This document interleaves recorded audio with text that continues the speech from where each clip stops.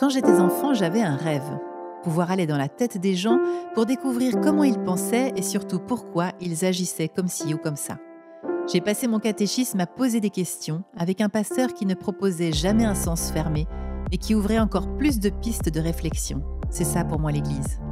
J'ai entamé des études de théologie à l'université par passion pour Jésus, pour les Écritures et pour la quête de sens. À l'âge de 20 ans, j'ai vécu une expérience intérieure très profonde, presque mystique.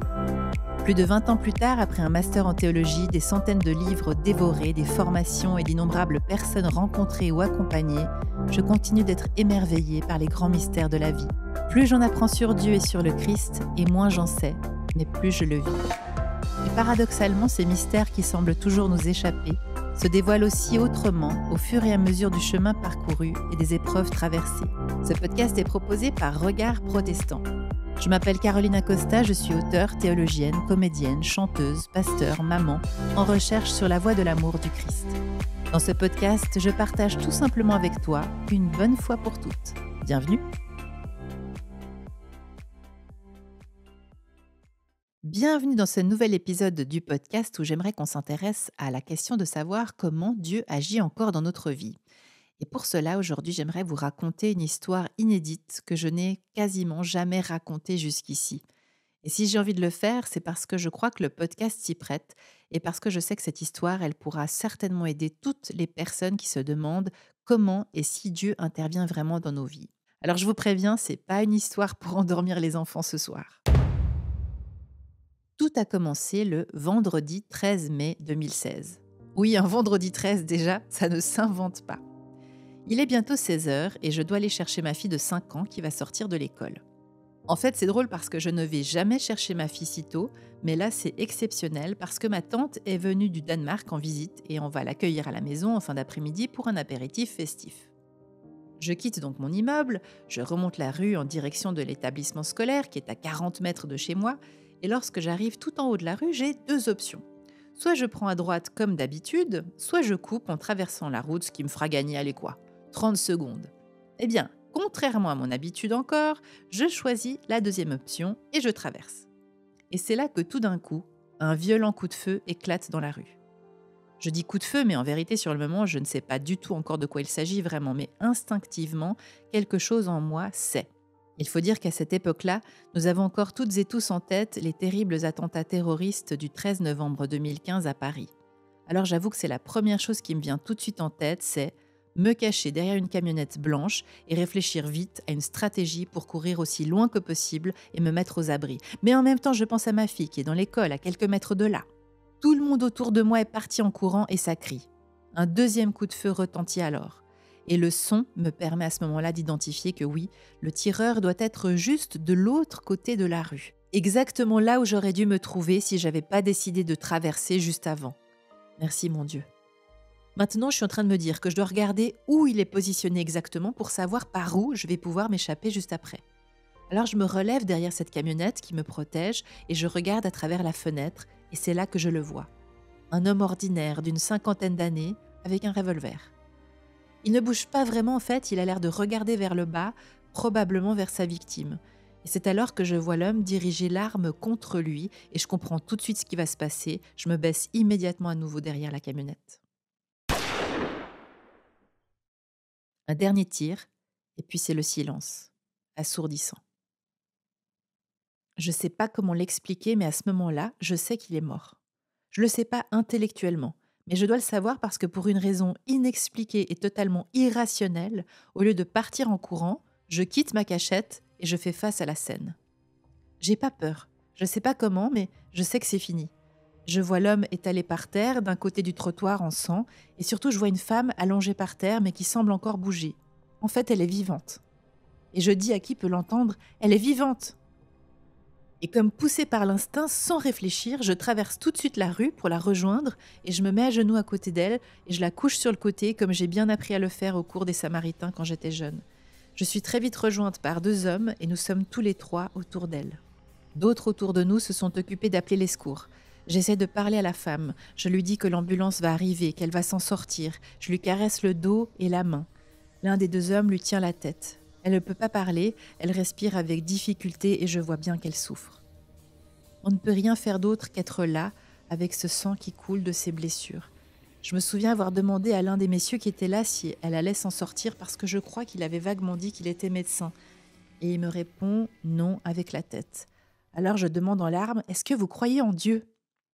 Et tous les deux, ils me disent non, pas trop. Et je dis bon, c'est pas grave, on va quand même prier ensemble pour elle. Et j'ai prié pour la paix de son âme, j'ai prié pour qu'elle trouve la paix.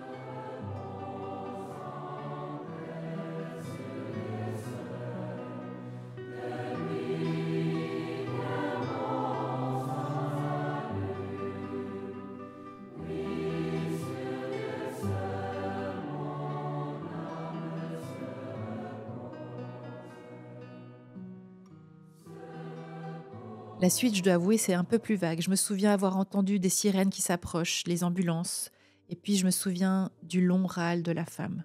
Je crois que c'est à ce moment-là qu'elle est partie, entourée de l'amour de nous trois simples humains autour d'elle, pris de compassion. Et puis l'équipe médicale est arrivée, ils ont pris le relais. Je me suis approchée d'une policière pour lui dire que j'étais là s'ils avaient besoin de témoins. Je parlais et je me suis même pas rendu compte que mes mains étaient en sang. Alors quelqu'un m'a donné de quoi m'essuyer.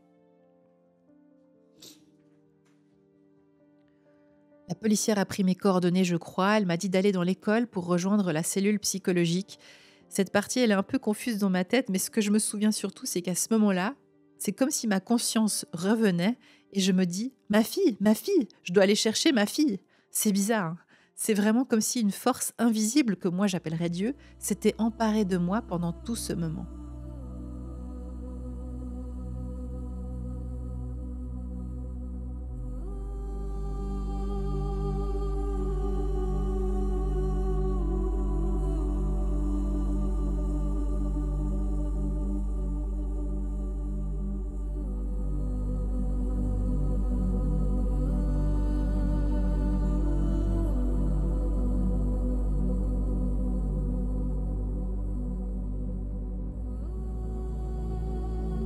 Après ça, je me suis rendue dans le préau de l'école avec tous les parents, tous les enfants qui étaient choqués. Et je me souviens d'avoir retrouvé un papa que je connaissais bien. Il m'a dit « T'inquiète pas, les enfants sont dans la classe, tout va bien ».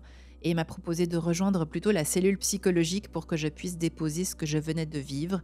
Et il m'a dit qu'il s'occuperait d'elle le temps que je termine. Je me souviens d'entrer dans la salle des maîtres avec d'autres parents qui étaient assis. Tout le monde pleurait en état de choc. Et moi, j'étais tellement calme, j'étais presque en paix, c'était très bizarre. Et je me suis mis à raconter tout ce qu'on venait de vivre, parce que finalement, la plupart des gens n'avaient pas vraiment vu ce qui s'était passé. Et puis la policière, la psychologue est arrivée, puis elle nous a permis de parler. Je me souviens très clairement de plusieurs personnes qui ont commencé à dire « Ah, mais j'aurais dû aller vers cette femme, j'aurais dû m'occuper d'elle moi aussi, j'aurais dû faire quelque chose, pourquoi je ne l'ai pas fait ?» Et c'était très bizarre parce que de mon point de vue, tout avait été fait, puisque nous étions 3 qui avions été autour d'elle pour la rassurer. Je n'ai pas osé leur dire qu'on avait prié en plus, mais à ce moment-là, je me souviens clairement avoir pensé à la parabole du bon samaritain. Vous vous souvenez, dans ce récit, il y a un homme qui est roué de coups par des bandits, il est laissé quasiment mort sur le bord de la route, et puis l'histoire raconte qu'il y a 2 religieux qui passent devant lui et qui ne s'arrêtent pas pour l'aider. Les commentateurs imaginent souvent diverses raisons pour lesquelles ils ne s'arrêtent pas, mais la vérité c'est qu'on ne sait pas, et on ne saura jamais. Mais peut-être qu'en fait, ils avaient de très bonnes raisons, comme ses parents avaient de très bonnes raisons d'aller s'occuper plutôt de leurs enfants. Et c'est d'ailleurs grâce à cette expérience que j'ai compris quelque chose de très important dans cette parabole et dans la vie en général. Le Samaritain, il est pris aux entrailles. C'est un peu ce que j'ai ressenti moi aussi, comme si quelque chose ou quelqu'un s'était emparé de mes entrailles et j'y suis allée sans peur. Le Samaritain, il n'a pas peur, il s'approche, il aide le blessé sans réfléchir et lui sauve la vie. Vous avez sûrement entendu des témoignages de personnes ordinaires qui font des actes de bravoure incroyables et qui après disent « Je sais pas, j'ai pas réfléchi, j'y suis allée, c'est tout ». C'est exactement comme ça que ça s'est passé pour nous. Alors je voyais ces parents qui se sentaient coupables, mais j'ai vraiment pu leur dire à ce moment-là « Mais coupables de quoi ? D'avoir voulu protéger votre vie, celle de vos enfants ? Mais ne vous inquiétez pas parce que de mon point de vue, tout s'est passé au mieux de ce qui était possible de faire à ce moment-là. » Il fallait bien que des gens aillent voir les enfants à l'école, les protéger, les rassurer, rassurer les adultes, comme il fallait des gens pour appeler les secours, tout comme il fallait des gens autour de cette femme. De mon point de vue, nous étions toutes et tous à notre juste place et personne n'était coupable de rien. J'ai vraiment ressenti à quel point Dieu était avec nous dans tout ce moment et j'ai trouvé ça incroyable.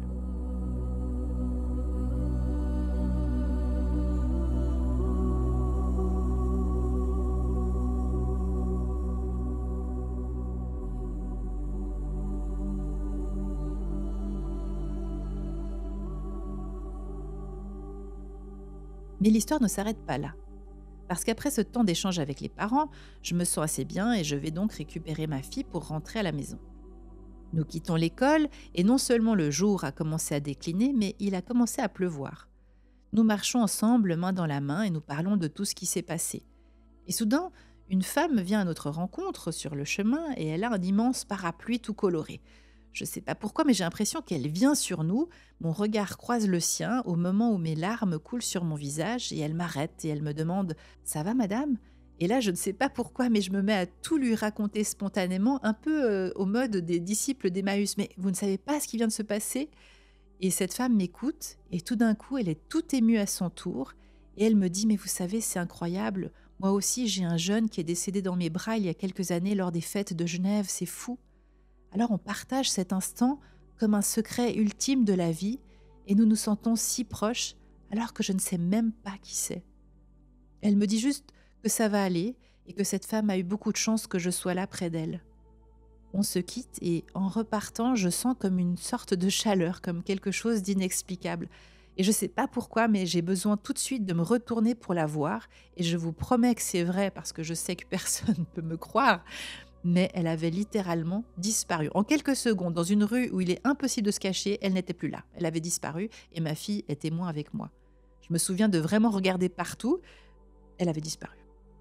Alors, mon regard tombe sur ma fille qui a tout écouté et je lui dis « Tu sais Anna, je crois qu'on vient de croiser un ange. » Alors je sais qu'on me traitera peut-être de folle, mais ça m'est bien égal. En moi, je savais que c'était un ange.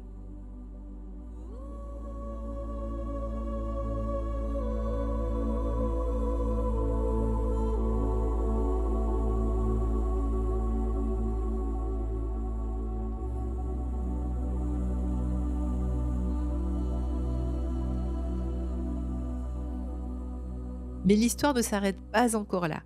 Le lendemain, j'apprends dans les médias que la femme décédée travaillait dans un EMS, c'est-à-dire un EHPAD, juste en face de l'école. Et je me suis dit qu'il fallait absolument que j'aille les voir pour entrer en contact avec la famille. Parce que je me suis mise à leur place et j'ai pensé qu'ils voudraient sûrement savoir que malgré tout, elle était décédée avec des paroles d'amour et de réconfort. J'y suis allée avec ma petite fille. Nous sonnons et au moment d'entrer dans l'établissement, une infirmière s'avance vers moi et je vous jure encore que tout est véridique. Elle me dit « Vous êtes la dame en rouge ?» Et je réponds du tac au tac « Je crois que oui », parce qu'au moment où elle me dit ça, je recoupe l'information avec une image qui est apparue de moi dans les journaux où on me voit de loin avec mon manteau rouge agenouillé près de la victime.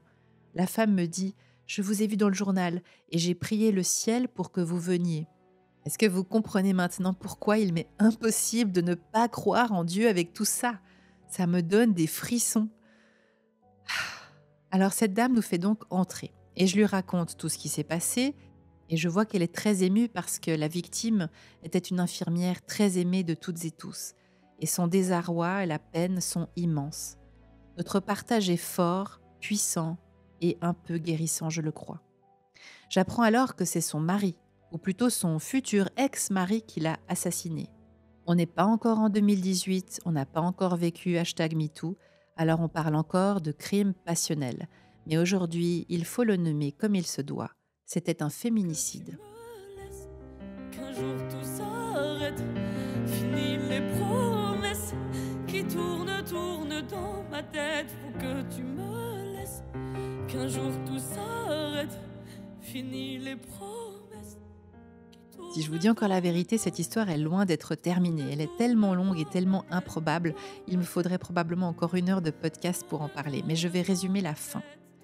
J'apprendrai par la suite que cette femme avait en fait décidé et trouvé enfin le courage de quitter son mari pour rejoindre un homme qu'il aimait et que j'ai pu rencontrer par la suite. J'ai aussi dû faire face à leurs 2 enfants, des adultes totalement dans le déni, mais qui pourrait leur en vouloir? Pour elles, leurs parents étaient désormais unis dans le ciel parce que leur papa aimait tellement leur maman. Mais comment peut-on prétendre aimer une personne en lui prenant sa vie? Non, ce n'est pas de l'amour, c'est de la possession. Je ne voyais pas d'amour là-dedans, mais un immense égoïsme et une violence sans précédent.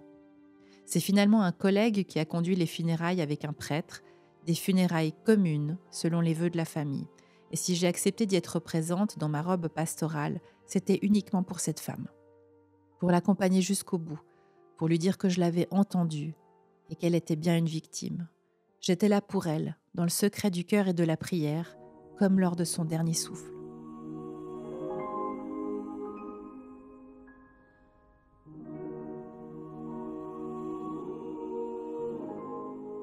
Je vous ai peut-être gardé le meilleur pour la fin. Quelques jours plus tard, j'étais à nouveau avec ma tante, ma mère, ma sœur et ma fille. Nous avons décidé d'aller nous promener et je leur ai montré où tout s'était passé quelques jours plus tôt. À ma grande surprise, la camionnette blanche qui m'avait protégée était toujours à la même place.